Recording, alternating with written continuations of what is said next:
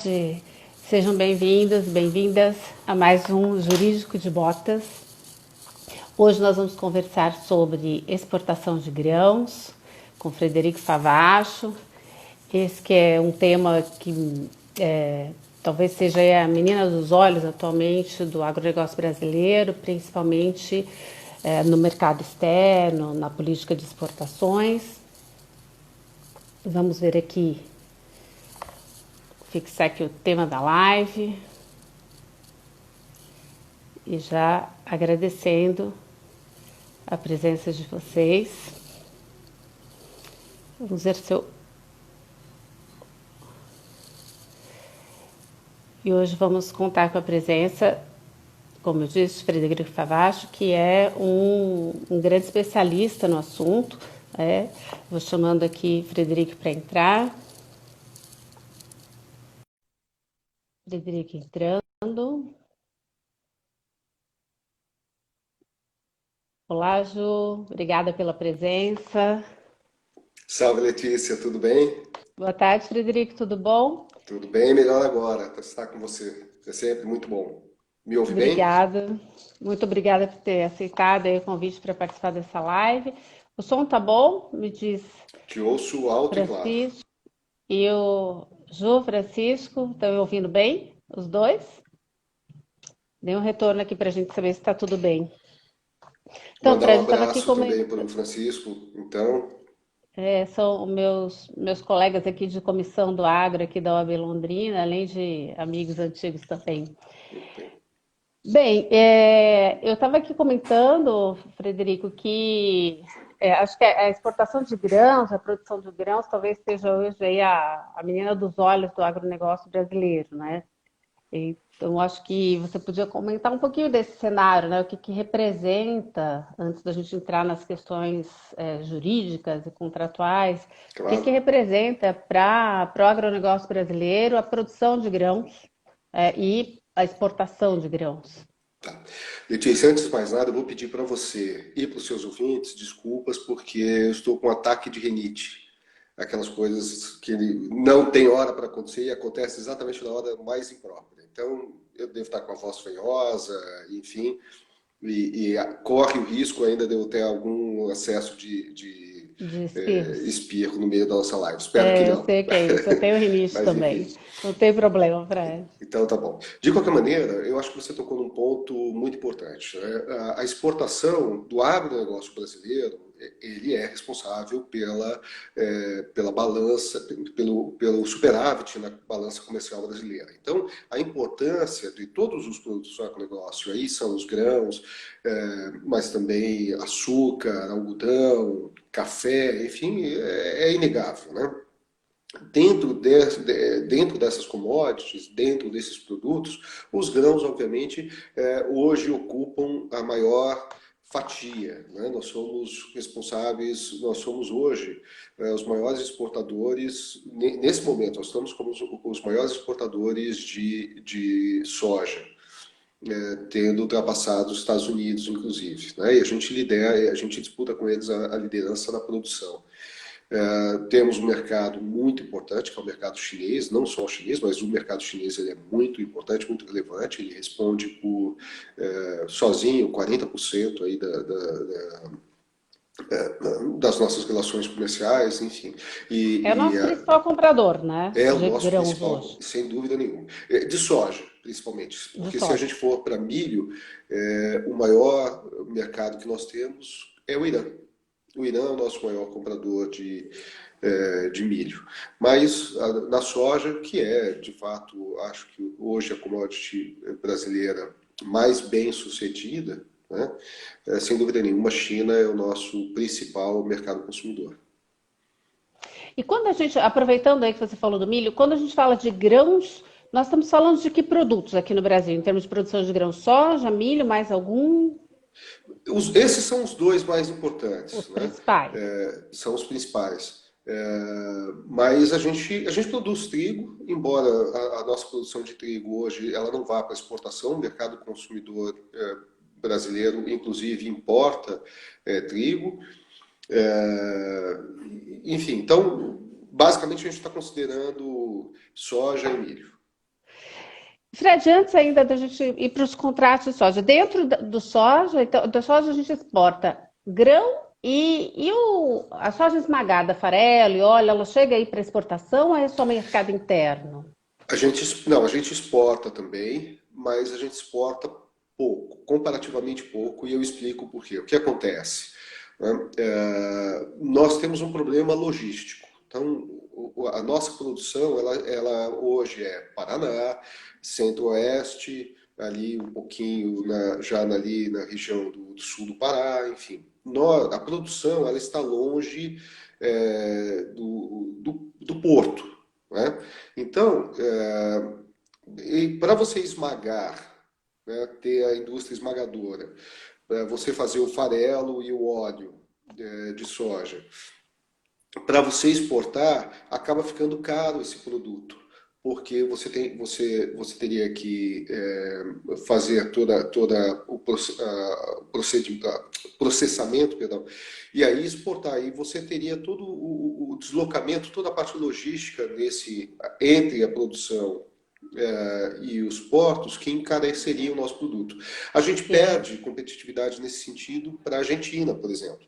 A Hum. Argentina, ela tem a vantagem de a produção ficar perto do porto, então você mantém a indústria esmagadora nos portos, você esmaga e aí você já consegue exportar o farelo e o óleo com uma vantagem que nós não temos. Nós exportamos ainda assim porque nós precisamos, por uma questão fiscal, por uma questão tributária, a gente precisa esmagar um pouco de soja internamente para criar crédito,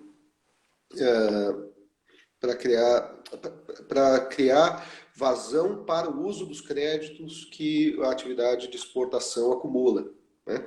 E então, ao fazer isso, a gente esmaga, tem uso no mercado interno, principalmente o óleo, que a gente usa para fazer margarina, fazer maionese, enfim, e até para biodiesel, e o farelo, que a gente também produz pelo esmagamento, né? O farelo a gente utiliza na nutrição animal, né? Ração, né? Para ração, exato. E aí o que sobra, né? O excedente a gente também consegue exportar. E dependendo do preço, quando o preço ele está vantajoso, a gente exporta, sem dúvida nenhuma, né? Mas Hum. nós não somos grandes exportadores de farelo e óleo. Não, Então, o nosso produto principal é in é o natura grão, mesmo, é o né? O grão, é o grão. grão, exato. Fred, só para atualizar quem chegou agora e vi algumas pessoas que agradecer a presença, a Flávia está aqui, Carla, Elisa, a Camagro, talvez, acredito que seja o Paulo que esteja aí, Ah, que nos ótimo. elogiando, muito obrigada. E obrigada pela presença de vocês. Então, aqui que nós estávamos conversando aqui é um pouco antes de entrar na questão contratual mesmo do comércio exterior de grãos. Eu perguntei para o Frederico, ele estava aqui explicando como que é a nossa produção de grãos, né, dando um panorama geral. Então, o que a gente viu é que os principais grãos produzidos no Brasil, os mais importantes para a economia, principalmente no cenário internacional, é em primeiro lugar soja, primeiríssimo lugar, né? E, em segundo lugar, milho, né, que são o que nós temos. E nossos principais compradores hoje de soja é China, né, mercado chinês, e de milho, o Irã, né, não Irã, é isso, Fred? Irã, Irã é por o incrível nosso que principal pareça, o Irã. comprador de milho. E Exato. também que nós disputamos, isso para o comércio internacional, né, nossos principais compradores. E em termos de produção mundial, né, nós disputamos aí ser o maior produtor de soja, estamos sempre disputando com os Estados Unidos essa posição no pódio aí. E esse ano nós tivemos uma safra bastante significativa, né, acho que foram 120 milhões de toneladas Exato. aproximadamente, e os 126, é. produtores muito felizes, né? Soja chegando a 116 É. aproximadamente a saca. Então, isso tudo no cenário de pandemia foi algo muito positivo para o país, né? Conseguiu aí E segurar a isso, nossa economia, isso apesar de uma mesmo dentro. seca é, que Apesar da no quebra de sul, safra até, né, no Rio exato, que Grande do causou a Sul, quebra de exatamente. safra, exato. Mas então vamos lá, Frederico, como é que funciona, que instrumentos são esses, como é que ocorre esse comércio internacional? Agora já indo um pouco para as questões relacionadas à parte jurídica, quais são os instrumentos para essas operações? Conta um pouco para a gente, né? Você que é tão versado aí nesse cenário. Obrigado, Letícia. Olha, Primeiro, né, a gente, para falar de exportações, a gente tem que fazer um step back, né? A gente tem que explicar que para você exportar, né, você tem questões jurídicas, mas você tem questões administrativas também. Eu queria passar rapidamente pelas questões administrativas que Claro, acabam sendo relegadas, mas a exportação, né, o produtor, ele pode exportar diretamente. A exportação nada mais é do que você vender o seu produto, né, para um comprador estrangeiro. Então você pode, o exportador, o produtor brasileiro, ele pode vender diretamente para um comprador. E pelo assédio que a gente tem aqui no país, não é difícil que apareça um representante de um comprador interessado em fazer essa operação diretamente. E isso a gente chama de exportação direta, não é?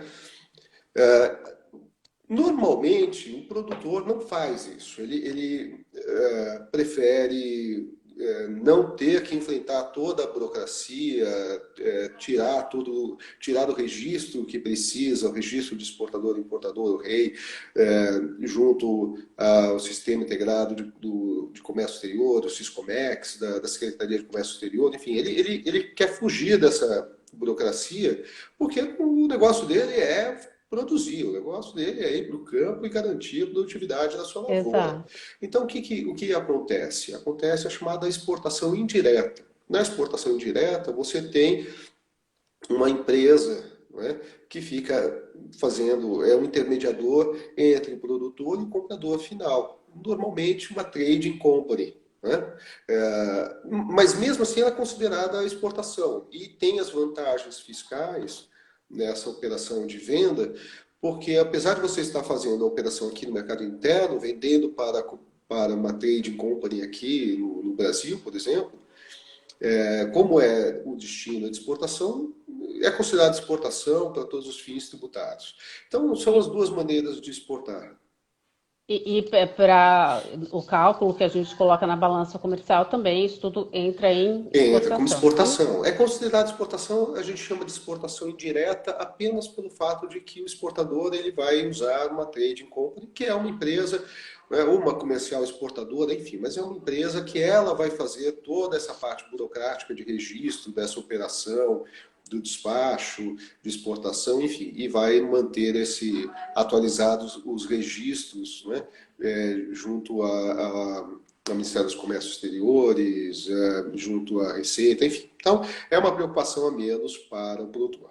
Agora, É bastante preocupação a menos, né? Porque sim, não sem é um dúvida, trâmite sem muito dúvida. simples fazer tudo Sem isso, dúvida. né? Mas aí que entra o perigo, né? Porque por ser uma operação de exportação, ainda que indireta, normalmente os instrumentos jurídicos que são utilizados, o contrato que é utilizado, é um contrato que ele importa para essa relação interna, para essa relação entre o produtor e a trading company, ele importa aquelas questões que normalmente você só vê nos contratos de exportação direta. O que eu quero Direto. dizer é que, mesmo que o produtor opte por trabalhar com uma trade, né, ele vai acabar se vendo vinculado a um contrato, né, com cláusula, um contrato internacional, né, simplificando, seria um contrato internacional, ou seja, um contrato que tem características de um contrato de comércio internacional. Então, com cláusulas próprias, com regras próprias e cuidados próprios que o produtor tem que conhecer para lá na frente ele não se ver, né, assim, sem proteção. Surpreendido, né? Exatamente, Principalmente exatamente. surpreendido, que é isso que muitas vezes. Ontem mesmo estavam conversando sobre isso aqui no escritório, que o quanto que muitas vezes o produtor ele é pego de surpresa, né? E na verdade, assim, entre aspas, porque ele assinou aquele contrato, ele também mais não estava sabendo muito bem o que estava fazendo. Fred, antes da gente entrar nessas cláusulas, eu queria tirar uma dúvida a respeito da Claro, negociação. claro. A gente sabe que commodities e comércio internacional tem toda a fixação de preço lá, a Bolsa de Chicago, enfim, não está aí na alçada do produtor negociar esse preço, né? Porém, se ele faz esse contrato diretamente, a exportação direta ou exportação indireta, outros aspectos, como prazos, enfim, ainda que ele não possa fixar preço, existe maior ou menor negociação? Se ele tem maior margem de negociação, se usa uma trade ou se faz a exportação direta, há diferença nesse aspecto? Sim, haveria, né? Numa exportação direta, ele pode negociar. ah, Bom, antes de mais nada, é possível negociar preço, sim, tá? Porque você tem preço base Chicago, claro, esse preço, ele é o preço da commodity no mercado internacional. Mas esse preço, né, você agrega ele prêmio, né, dependendo da região, dependendo da qualidade da soja, você consegue agregar prêmio. Você tem descontos, né, sobre esse prêmio, dependendo de qualidade, você tem descontos dependendo da distância que você está e o custo do frete. Normalmente, né, na commodity, o que faz a grande diferença, no comércio de commodity, no comércio de grãos, o que faz a grande diferença não é nem o preço do grão, mas é o custo envolvido. Isso quer dizer o seguinte: o custo logístico, né, o custo de você colocar o grão no navio, de você embarcar esse grão, ele vai fazer toda a diferença, ele vai te dar toda a competitividade ou não. Então, dentro da porteira, nós somos extremamente competitivos. Da porteira para dentro, nós somos a cultura mais competitiva do planeta. Eu não tenho dúvida com relação a isso, né? Mas aí E cada nós. vez mais, E cada né, vez também. mais. E cada vez mais. Cada Mas vez aí mais. entram os nossos problemas. E eles são logísticos, porque a gente depende de malha rodoviária, praticamente, né? Então a gente perde. A malha rodoviária, ela é menos eficiente do que a malha ferroviária e menos ainda do que a malha hidroviária, né? E ineficiente em vários sentidos, né? Menos eficiente em vários sentidos, inclusive no ambiental e no de sustentabilidade, que aí são outros fatores. Mas, então, esse custo de logística, esse custo é o mais difícil de administrar, né? Se o produtor ele tem alguma vantagem, ele tem uma transportadora própria, ou ele está perto do porto, ou ele tem alguma vantagem que ele consiga apropriar para ele, ele consegue transformar isso em preço. Normalmente não é o que acontece. Normalmente, quem tem essa vantagem competitiva são as tradings, porque elas contratam, por exemplo, com a Rumo para fazer o transporte ferroviário, e aí elas já contratam, fazem cláusulas take or pay, ou seja, elas garantem uma quantidade específica de vagões à disposição e usando ou não. E por conta disso pagam mais barato, né, Claro. pelo uso. Esses ganhos que eles conseguem Repassar, né, repassar, digamos né, assim. que passa a ser a margem dessas tradings, né? Então é muito difícil competir com as tradings. É muito mais difícil você conseguir fazer exportação direta, né? Então acaba sendo muito mais vantajoso a utilização das três, né? Por Exatamente. todos esses fatores, né? Tanto a competitividade quanto a parte burocrática, que teria que ser algo a mais a ser investido Isso. pelo produtor. Mas como você estava dizendo, então aqui para quem está chegando agora, o Frederico estava começando a falar aí de algumas cláusulas contratuais, né? Que o produtor tem que se preocupar, tem que estar atento a elas. Tanto se faz uma exportação direta, que é menos comum, né? Se ele negocia diretamente lá com o comprador fora do país, na China, ou ainda que ele se valha, que ele utilize a exportação indireta, ou seja, que ele use uma trade como intermediária. De toda forma, existem algumas cláusulas, algumas características desse comércio internacional muito particulares, né, e para as quais o produtor tem que estar atento, no mínimo para saber bem o que está fazendo, né, caso haja principalmente caso haja conflitos futuramente, né, Exato. mas a gente já vai chegar lá. Vamos falar um pouquinho dessas cláusulas, Frederico? Explica para a gente aí que cláusulas são essas tão especiais do comércio internacional de grãos. Pois é, o mercado internacional de grãos, a primeira coisa o produtor tem que ficar atento, tem que observar, é que o comércio internacional de grãos, ele é regido, ou ele é submetido, né, a, digamos assim, a pressão de várias legislações, várias jurisdições diferentes. O que eu quero dizer com isso? Olha, se você, de novo, me desculpem pela rinite, tá, Fique tranquilo, está tudo bem. então tá bom. Estamos em casa. Apesar de ser uma live, acabam aparecendo os amigos, né? Exato, né? Então, Estamos em estamos em casa. casa. Mas, enfim, o que acontece com todo contrato internacional? Você tem o país do vendedor, o país do comprador. Você tem regras específicas do país do vendedor, regras específicas do país do comprador. E você tem práticas comerciais estabelecidas ao longo de séculos, né, que, de alguma forma, disciplinam essas negociações, né, entre compradores e vendedores que estão em países diferentes e sob legislações diferentes. O primeiro cuidado, a primeira regra que tem que ser observada é entender qual vai ser a lei aplicável quando você tiver uma discussão, um conflito nesse contrato. E aonde eu vou discutir o conflito que vai aparecer, né?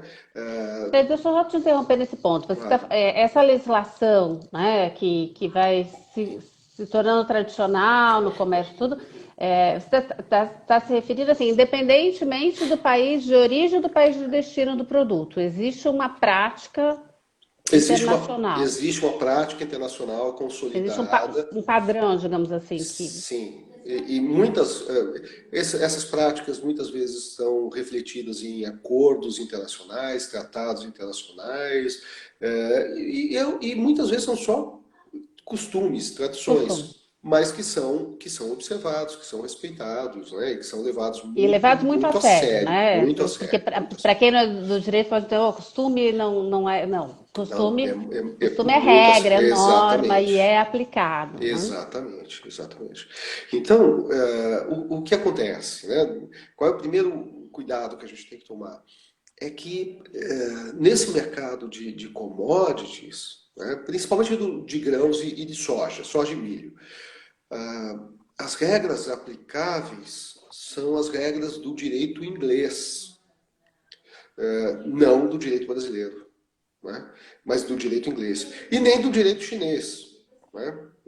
Se o comprador for chinês. Vai ser sempre do direito inglês, que é considerado aí um direito, digamos assim, que vai ser imparcial em relação a essas partes. E o local de solução de conflito e o meio de solução de conflito, se aparecer conflitos nesse contrato, vai ser a arbitragem em Londres. Né? Por que isso é importante? Porque isso traz uma série de consequências. Né? Primeiro, se é a lei aplicável, é a lei inglesa, né? Aquilo que às vezes o produtor está acostumado aqui nas discussões dos contratos com o seu fornecedor, por exemplo, seu De fornecedor de insumo, por exemplo. fertilizantes, seu fornecedor, a sementeira, ou mesmo com contratos com De quando crédito, comprou né? os contratos com o banco, os contratos quando adquiriu as máquinas, né, as colheitadeiras, enfim, esses contratos todos que vão ser regidos aqui pela lei brasileira e que a gente sabe vão ser submetidos aqui às cortes brasileiras, aos tribunais brasileiros, a gente sabe mais ou menos como funciona, o que esperar, enfim, e que os advogados conhecem bem, não são as mesmas regras na hora da discussão em relação a esses contratos. Isso significa impacto em discussões de qualidade, em discussões sobre responsabilidade em cima da mercadoria, no trânsito, na viagem, né, no trajeto, dentro do barco, dentro do navio. Né? Então, tudo isso Na fila, né? na Na fila, fila do porto. exatamente, exatamente. Recentemente eu recebi uma consulta, a discussão era exatamente essa. Houve a nomeação do navio, o comprador nomeou o navio, o vendedor nomeou um berço, aí ele transferiu o berço para outro berço onde ele tinha mais facilidade, mas aí no outro berço tinha uma fila maior, e aí o prazo de embarque dos grãos acabou superando o prazo previsto no contrato, né? E aí qual é a consequência? Né? E essa consequência, a regra que a gente tem que observar não é a regra do direito brasileiro, é a regra do direito inglês. Esse exemplo, esse caso que você está mencionando, foi no embarque, Foi no embarque, no para embarque. enviar a mercadoria, para enviar os Ou grãos. seja, isso estava Então acontecendo era aqui Porto no Brasil, Brasileiro. Porto Porto Brasileiro, Porto Brasileiro. Brasileiro, Porto E Brasileiro. ainda assim, a gente tem um contrato com lei inglesa, então Exato. é com base na lei inglesa que será É, decidido. é. E aí mais alguns detalhes, né? Vejam que eu acabei puxando um assunto que é um assunto de direito marítimo, por assim dizer. É uma questão de nomeação de navio, embarque, tempo de embarque. E por incrível que pareça, no mercado internacional e no comércio internacional, e no comércio internacional de grãos, particularmente, essas questões de direito marítimo são muito relevantes. Elas são muito relevantes. Sem dúvida. Eu realmente, assim, não dá para dissociar, ao meu ver, trabalhar com comércio internacional de commodities e direito marítimo. Se você não Não, entende dos dois, você exatamente. trabalha em parceria com alguém que entenda, É, porque não dá, né? Não, exatamente. é Nos muito grãos, difícil um assunto não envolver marítimo nesses conflitos, principalmente quando há conflitos, né? exatamente. Quais são as questões que são eminentemente relativas aos grãos? Questões de qualidade. Qualidade. Tá? Isso é eminentemente uma questão daquele grão. Né? Mas, tirando isso, o resto passa a ser respeitar a data da entrega, respeitar condições de pagamento, respeitar os documentos necessários para liberar a carta de crédito, para o produtor poder receber, o vendedor poder receber efetivamente. Né?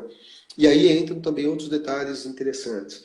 Normalmente, essas operações internacionais, as exportações de grão, o pagamento, né, ele é feito contra documentos.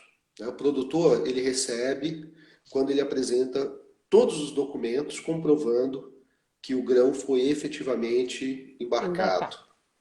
Né? Então, só que tem uma série de documentos, né? Ele Entre eles apresenta isso para trading. para trading, para trading, E aí exato. E recebe aí recebe. aqui o pagamento em reais. E recebe, depende de como ele tiver feito o contrato. Depende da Né? negociação. Né? Então, esses detalhes são todos relevantes. Você vai percebendo que são contratos que são detalhes, né, que vão se somando e que vão dando complexidade aos contratos. Uma vantagem, no entanto, existe.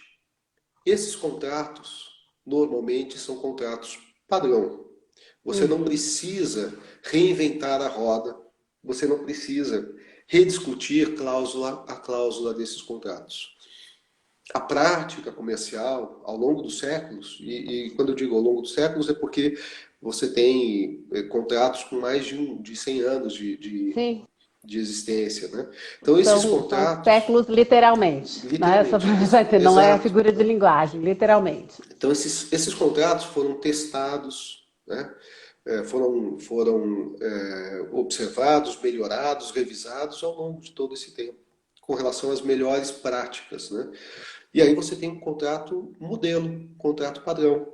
E a única coisa que se muda, que se negocia, são as cláusulas efetivamente comerciais. Preço, data de embarque, qualidade, né? Porto, esses detalhes comerciais. Então, isso também libera, né, o produtor de negociar as cláusulas, essas condições comerciais, Sim, sabendo a que o. cada safra, né? Ele não tem que Exato. se preocupar com isso.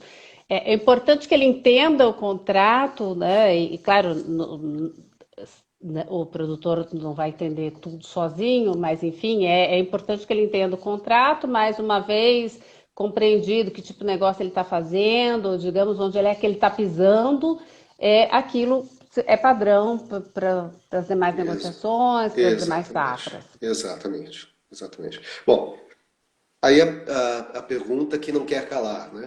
De Como é onde que ele vem esse padrão?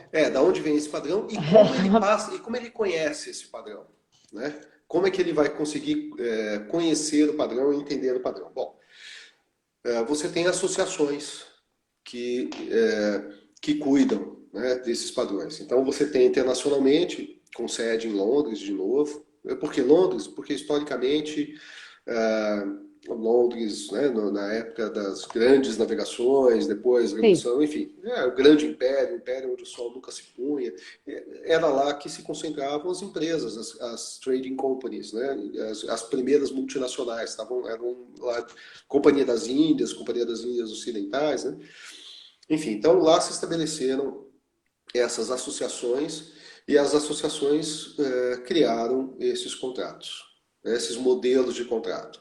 Eu vou citar duas associações aqui que são as mais são as referências para grãos, né? O GAFTA e o FOSFA. Né? O GAFTA principalmente para o grão, para o granel e para farelo de soja, e o FOSFA que também inclui óleos vegetais, né? Enfim, então são as duas entidades aí que têm os seus contratos padrão. Mas o Brasil tem também. O Brasil tem a ANEC, que é a Associação Nacional dos Exportadores de Cereais, que também tem o seu contrato padrão. Né? Digamos assim, já adaptado para as condições brasileiras, adaptado para as condições de portos brasileiros, principalmente, né? que Mas tem então, lá suas peraí, Frederico, consequências. vou te interromper aqui, À vontade. porque começou a complicar. Então, nós temos os contratos padrões, né, já testados e aprovados há mais de um século, que tem uma tradição, já tem as cláusulas que funcionam, que a gente sabe que funciona. Então, quem cria esses contratos, né, assim, tem todo esse histórico, mas de fato, como é que eu conheço esse contrato? Existe lá as associações. Mas qual a relação da associação? Vamos ficar na internacional Tá. primeiro, como você disse, GAFTA, que é de grão, FIDE, de fósforo, que inclui as oleaginosas, são associações inglesas, né? Para quem não estava aqui, o Frederico estava mencionando GAFTA e fósforo, associações inglesas, como exemplos, porque são as mais fortes, as mais importantes. E qual que é a relação do produtor? Por exemplo, aqui no norte do Paraná, onde eu me encontro com essa associação. Ok. Como é que juntam as coisas aí? O produtor aqui de Tamarana, Bela Vista, Londrina, Cornélio e esse lugar, Londres, né? Só para Pois ficar é. mais claro, como é que. Porque se eu for conversar com um agricultor aqui, vários que eu conheço, ele não vai conseguir entender o que, que ele tem a ver com Londres. Como é que, Exato. como é que eles se Pois comunicam é, aí? pois é. Isso digamos assim, a grande dificuldade, a grande armadilha no comércio internacional de grãos. Essa é a maior dificuldade.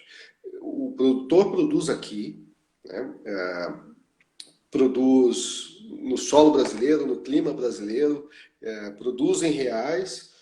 O mercado dele é o mercado internacional e aí, de repente, ele descobre que o contrato dele é um contrato com lei inglesa e é um contrato que vincula uma associação inglesa lá em Londres. Como é que ele, né, se protege em relação a isso? Bom, então, por partes. Primeiro, como é que ele conhece, como é que ele conhece desses contratos, né? Esses contratos, você tem duas maneiras de conhecê-los. Primeiro, o produtor ele pode ser associado, ele pode ser um membro dessas associações. Né?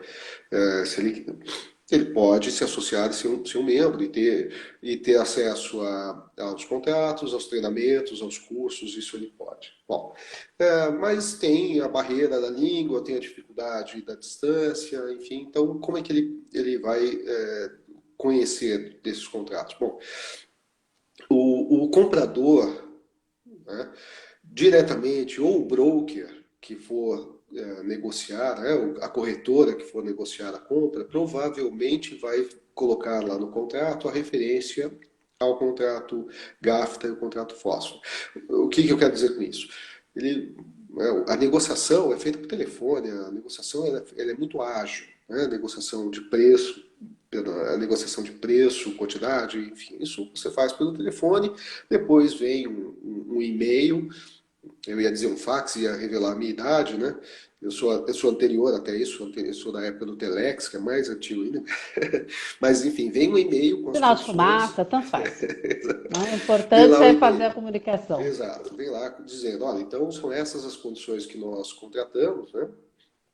Em quantidade, preço, data de entrega, porto de entrega, enfim, essas são as condições. E as demais cláusulas, eu faço referência ao contrato GAFTA 41, por exemplo, né? O contrato GAFTA 41. Bom, aí o produtor não sabe o que é esse contrato GAFTA 41. Ele deve pedir ao corretor, ele deve pedir a quem for para disponibilizar. Alguns contratos você consegue acessar, eles ficam disponíveis na rede, né? Então qualquer um Na consegue internet, acessar. né? Outros só o associado consegue, né? É uma maluquice, eu sei. Como é que eu posso estar vinculado a um contrato que eu não tive acesso? Bom, então, o comprador tem que te franquear, tem que te apresentar o contrato. Agora, esse contrato vai vir lá, todo em inglês, enfim, então alguém vai ter que ajudar a entender. Quem ajuda a entender? Né? As associações, aqui no Brasil. Né? A ANEC, A ANEC. que é a Associação Nacional dos Exportadores de É, Cereais. essa aqui é outra pergunta que eu vou aproveitar e encaixar já aí nessa sua Uhum. fala, então. Do que você foi me falando, fiquei imaginando o produtor aqui, quando ele está negociando com a trade. Bom, a trade também teria, ou tem essa prática, pelo menos se perguntar, de esclarecer um pouco mais ao produtor que tipo de contrato ele está fazendo, o que significa estar vinculado a um contrato GRAFTA. Isso acontece ou não? O produtor deve perguntar e conseguiria obter um esclarecimento da trading, ou ele tem mesmo que se ligar a associações, que afinal de contas associações servem para isso, né, para Sim. fortalecer e tal. Como é que você entende que seria o melhor caminho para o produtor estar mais bem informado, né? Porque é tudo É. uma questão de Não, informação, né, esse é o Pedro? ponto, esse é o ponto. E a informação é importante para todo o mercado, para toda a cadeia dos grãos. Não é só para proteger o produtor. Para trade, é importante que o seu produtor conheça o contrato, exatamente para que lá na frente não caia em discussões longas e, por outro lado, inúteis, né? Porque a prática já tem ali consolidada uma solução. Bom, respondendo, sim, deve perguntar, deve discutir, deve perguntar ao comprador, a trading, ao broker, pedir cópia do contrato, pedir esclarecimentos, enfim, deve consultar a associação, se for a ProSoja, se ele está vinculado à ProSoja, pedir à ProSoja esses esclarecimentos, pedir à ProSoja o treinamento, se ele é parte de uma cooperativa, pedir isso da cooperativa, e aí cumpre a ProSoja, a cooperativa, terem esse tipo de treinamento para os De seus treinamento, associados. né? E se não tiver, quais são as alternativas? Bom, felizmente hoje a gente tem a alternativa, não é? De advogados como você, né, Letícia, como eu, como outros amigos Obrigada. nossos que conhecem desse setor e que estão habilitados, que conseguem explicar. Tá, quer dizer, felizmente, né, a gente já tem no nosso mercado advogados especializados no agronegócio que conhecem agora desses contratos. A gente tem os treinamentos, a gente tem as lives, como você tem promovido, né? Que levam o conhecimento.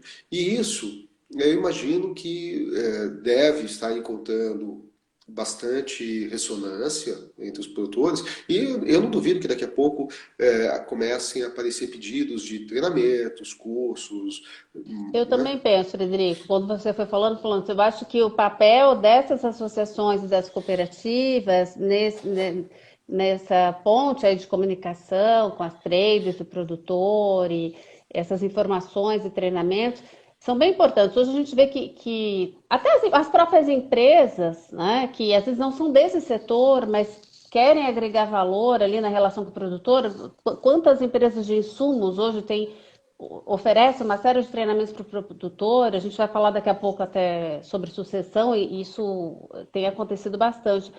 E aí com a vantagem também da internet, né? Então a gente consegue hoje, o acesso à informação é muito maior. E eu percebo que há não tantos anos, né, esse assunto era um assunto que causava bastante estranheza, E hoje, embora ainda seja muito complexo, embora ainda precise de ser muito mais difundido, eu percebo que já, pelo menos há um interesse, até dos nossos colegas, né, de se informarem melhor sobre esse ambiente aí, porque realmente falar em inglês, que sequer é civil law, né? Para quem não sabe, é um sistema bastante diferente. Se tiver alguém que não é do direito aqui nos acompanhando, existe um sistema chamado de common law, que é aquele parecido com o filme americano, não é exatamente aquilo, mas que é muito diferente do nosso, né? Então exige mesmo um cuidado. Eu penso, né, e eu acho que é isso mesmo, o Frederico pode confirmar, o produtor não tem muito como fugir dessas regras contratuais, né, mas ele tem como estar preparado para lidar com isso, não é, Fred? E você sabe que é muito interessante, Letícia, porque assim, a gente teve uma primeira, digamos assim, uma primeira geração, né, se me permite dizer assim, de pessoas que foram se informar, né? Alguns traders, ou pessoas de operação aqui, e advogados, né? Eu me considero como desses de primeira geração que fez os Sim, sem primeiros dúvida, você cursos foi um dos primeiros. de habilitação, digamos assim, né? Aí a gente passou a fazer isso para os nossos colegas, né? Você, logo em seguida, você é alguém que já também agora já conhece há muito tempo, porque também é uma das primeiras que se informou sobre esse assunto, se informou sobre os contratos padrão, sobre essas associações, sobre a arbitragem nessa área. E aí a gente passou a dar treinamento para os nossos colegas advogados, para criar uma Exatamente. geração. E falando em revelar a idade, né? A gente já tem aqui, por exemplo, Francisco, que estava aqui na live, não sei se ainda está, agora também está se influenciando aí por essa Exato, área, exato, né? exato. Então, a gente passou a treinar uma geração aí de colegas, né, para esse assunto, para tornar o assunto mais palatável, mais conhecido. E agora a gente forma um grupo de profissionais que já pode levar isso de forma mais mastigada, por assim dizer, ao produtor, que já Sem pode dúvida. dar ao produtor a assistência que ele precisa e merece, né? Nesses contratos. E, Frederico, como a live derruba daqui uns 15 minutos, Que pena. a gente poderia fazer várias sobre esse assunto. Eu tenho certeza que muitos colegas vão ter que voltar aqui para continuar no mesmo assunto, né? Porque a gente tem também para não ficar cansativo, e as pessoas têm tempo, e o Instagram derruba, mesmo que a gente quisesse ficar aqui. Eu não tenho ainda 5 milhões, 10 milhões de seguidores para ficar o Instagram me segurar aqui 2 horas. Mas, Mas em enfim, eu breve. queria em breve. Bom, mas eu nem sei se eu quero segurar todo mundo aqui 2 horas, né? Que realmente eu acho que só se vocês todos que estão nos assistindo pararem às 3 da tarde para vir ouvir, embora isso aqui valha muito mais, eu se fosse vocês mandava muitos aviãozinhos para os amigos as próximas vezes, que a gente tem procurado trazer colegas muito especializados no assunto, que conhecem É bem, têm verdade. muita experiência no assunto, né? Então tem sido muito bacana, os colegas têm aceitado, têm tirado esse tempo para vir divulgar aqui as questões jurídicas do agronegócio. Mas eu queria ver se a gente tem um tempinho, ou se você consegue falar em poucos minutos, sobre o contrato ANEC, que afinal é o do nosso país e ainda acabamos não falando dele. O que a gente acabou fazendo na NEC, aí eu digo a gente, porque eu faço parte, né, do comitê de revisão dos contratos, do grupo, né, de revisão dos contratos, porque esses contratos eles são revistos permanentemente, né? O tempo todo a gente revisita os contratos para ter certeza que eles estão bem adaptados, né? Estão bem redigidos, enfim. É, às vezes também para tirar dúvidas e esclarecer quem usa esses contratos. O contrato ANEC, ele é, digamos, a tradução desses contratos internacionais, né, dos contratos GAFTA e FOSFA, principalmente. Eles são a adaptação desses contratos, a tradução desses contratos para o clima brasileiro, para aquilo que o Brasil tem de específico e as suas dificuldades, né? Especialmente as questões de é, é, portos, né? Então, Porto de Paranaguá, enfim, é uma realidade própria, né? Mas também Rio Grande, agora os portos do norte, enfim. Então, o contrato ANEC, ele traz algumas adaptações próprias já para o Para a nossa mercado, para a nossa realidade, realidade, tá? portuária principalmente. Exatamente. Agora, na essência, ele não é muito diferente, porque você tem que aproveitar as melhores práticas. E quando a gente fala em aproveitar as melhores práticas, são práticas consolidadas no mundo, então não tem como fugir muito dessas práticas. Então, o contrato ANEC ele também é um contrato padrão, também submetido à lei inglesa, tá? Também faz referência à arbitragem em Londres, né? É um contrato escrito em lei inglesa, mas a vantagem é que ele é um contrato pensado e redigido por quem trabalha e conhece a realidade brasileira. Nós temos uma Pensado para o versão. exportador brasileiro, né? Sim, sim, sim. Nós temos Exatamente para a uma. figura do nosso exportador. Exato, exato. Nós temos uma versão, inclusive, que ela passou a vigir do dia 1º agora de julho, que é a versão mais atual, extremamente atual. A gente revisou, inclusive, Primeiro o de trabalho. julho ou de 1º de junho? julho, julho, De julho. julho? Então, Fresquinha. recentíssima. E nós fizemos, inclusive, treinamentos, workshops sobre esses contratos. Eu acho que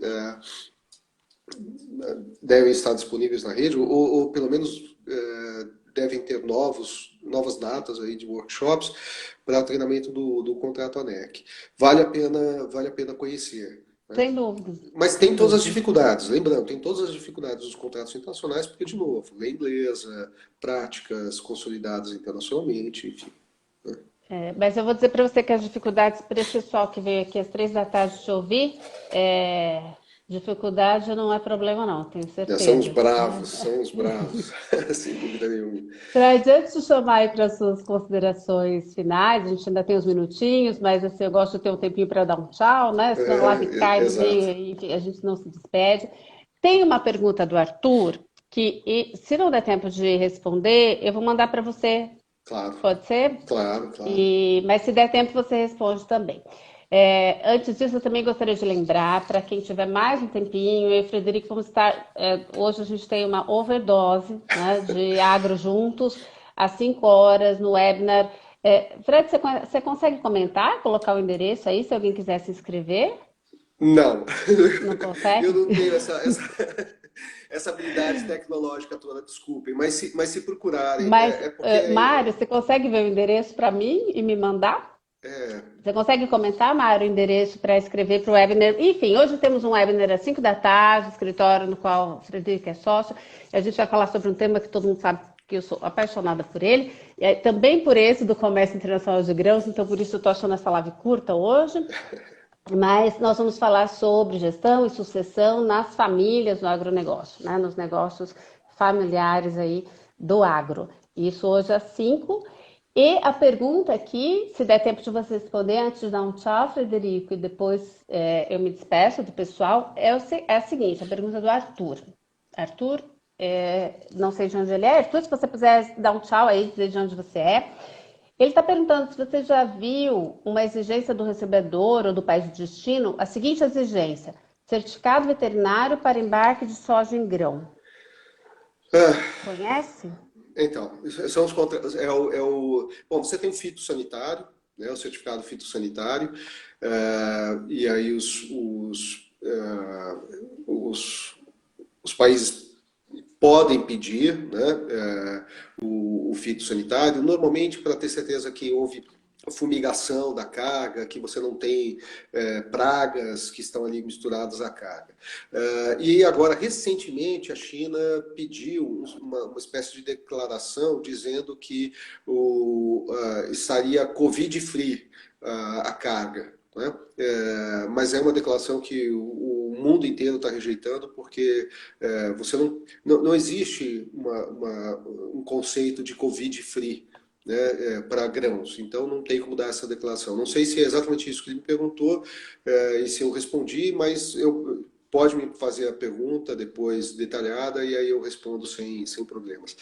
Eu Então, queria. Arthur, se você ainda ficou com dúvida, só aqui para dar uma satisfação para o Arthur, pode mandar um direct para a gente, que a gente dá Isso, uma atenção aí para a sua pergunta melhor. perfeito. E Letícia, eu só queria te Fred, dizer que 2 horas para mim é pouco para ficar com você. Adoro Pra, conversar com a você. gente fica muito tempo falando disso, né, Fred? De outras É, coisas, de poesia também, né? mas Para tem quem coisas não que a gente não sabe, tem, revela. mas essa não podia. Ainda bem que eu lembrei de falar.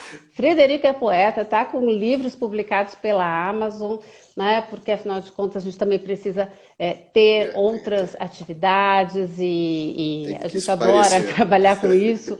Mas Frederica é poeta, para quem gostar de poesia, Frederico Favacho tem livros, mais de um, inclusive um infantil muito lindo, publicados pela Amazon. Ah, Fred, Obrigado, então eu vou Lê. pedir para você fazer suas considerações finais, dar seu tchau, para na sequência eu também me despedindo aqui. Só queria te dizer de novo, repetir da minha felicidade de estar aqui com você. Eu acho a sua iniciativa do Jurídico de Portas brilhante e conte comigo sempre que quiser, sempre que precisar. Sou o seu fiel escudeiro. Muito obrigada, Frederico. Então, aqui, vamos, na semana que vem, voltamos para o horário tradicional, né? Vou usar dizer tradicional, apesar que as lives são recentes, mas o das 17 de 17 às quintas, né? Que hoje, excepcionalmente, a gente se antecipou, porque temos esse outro compromisso.